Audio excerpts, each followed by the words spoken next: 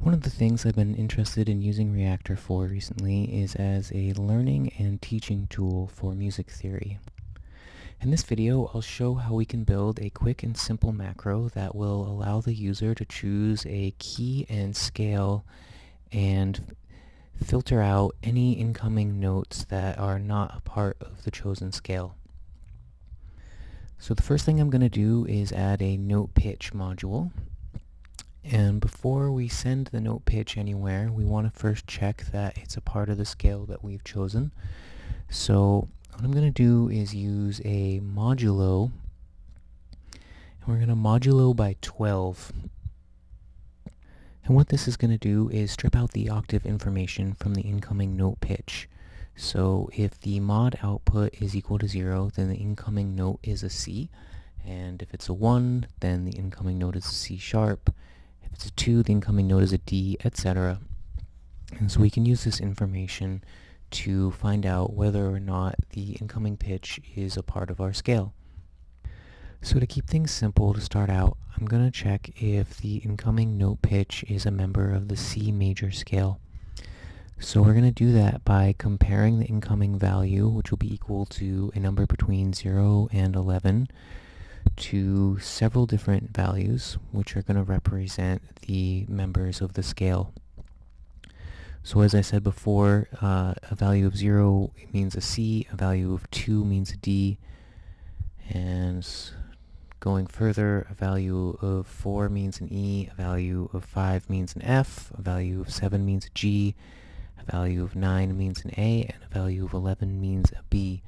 And all of these notes are members of the C major scale, so we can add up all of the equal inputs of the compare modules. And if any one of these is equal to 1, then we're going to output a value of 1. Otherwise, we're going to have a value of 0. And so this number is going to tell us whether or not our pitch should be passed to the output of our macro or not. And so from here on out, it's pretty simple. We're simply going to run the output of the major macro into the position input of a router and set the router up so that the incoming pitches will only go through if the output of the major macro is equal to 1. So we can simply connect the output of the router to the output of the macro, and then duplicate the structure for the gate module, replacing the input of the router with a new gate. So now if we use the pitch and gate outputs of the macro we've just created to control a oscillator, the oscillator will only receive notes and gates from the members of the chosen scale, in this case C major. And so we can test that pretty easily.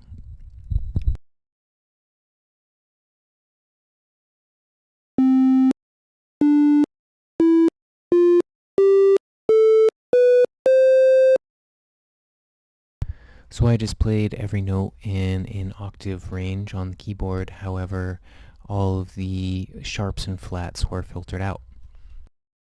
So right now this is a fairly limited device that only works for the C major scale, which is kind of useless. It's pretty easy just to play the C major scale by avoiding the black keys. So let's extend it so we can do any major scale. And this is very simple. We're simply going to subtract a value from 0 to 11 from the note pitch before it goes into the modulo device. And so what this is going to allow us to do is basically take the C major scale that we've already created and simply transpose it to work in different locations on the keyboard. So it's pretty simple. I'm going to create a multi-text module that displays the pitch of the scale that we're choosing. So, of course, when we subtract 0 from the incoming pitch, we have the C major scale that we already worked on. And then for every increasing value, we simply go up by 1 semitone. So we're just going to make the value of the key knob invisible and replace it with this multi-text that I'm making right now.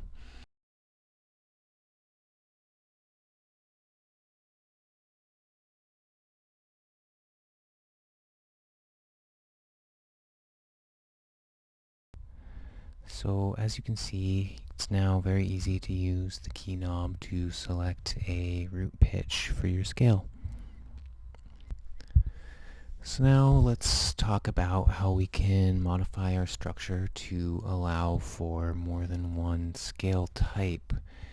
Because the major scale is a little boring, so let's, by way of example, add a minor scale to our structure.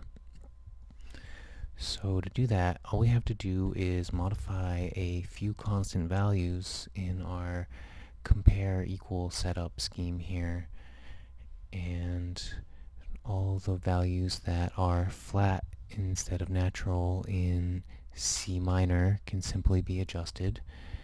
And then we can just use a switch to select between different types of scales. So you can add a whole plethora of different scales to this.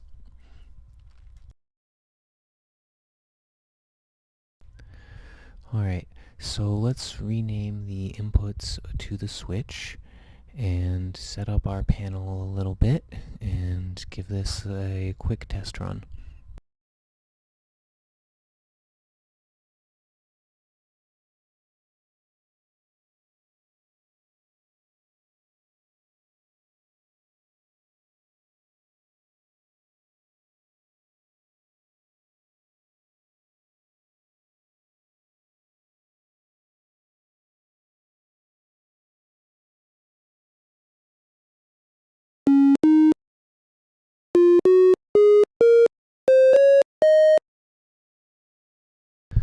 Alright, so the last thing I'd like to add is some form of pitch correction so that if the incoming pitch is not a part of the chosen scale, then we can simply transpose it so that it is.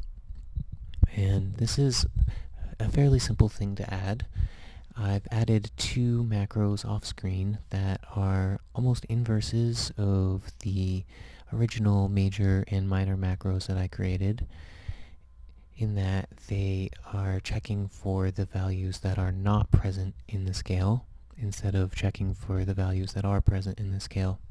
And we're going to use another switch to choose which of these macros is active, but we can have the second switch be controlled by the first by using the internal connections like so. And then we can actually select the second switch to be invisible. And then we're going to add the output from the switch to the incoming pitch. And the pitch will go into the 0 input of the router, so that will only be active if the incoming pitch is not part of the scale. So it's also possible that we might want to transpose by more than one semitone. When we're using major and minor scales, we don't ever need to, but if you're doing some more complicated scales, you might want to.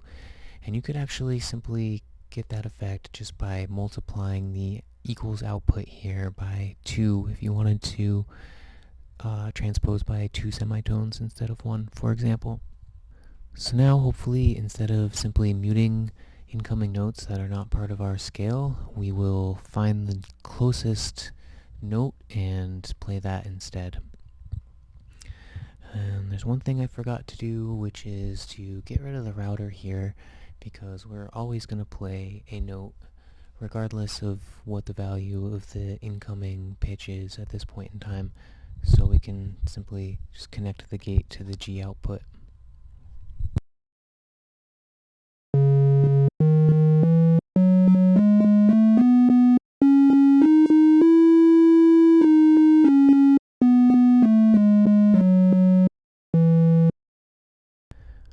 Alright, that's all for today. If you guys have any suggestions for future tutorials, please let me know in the comments.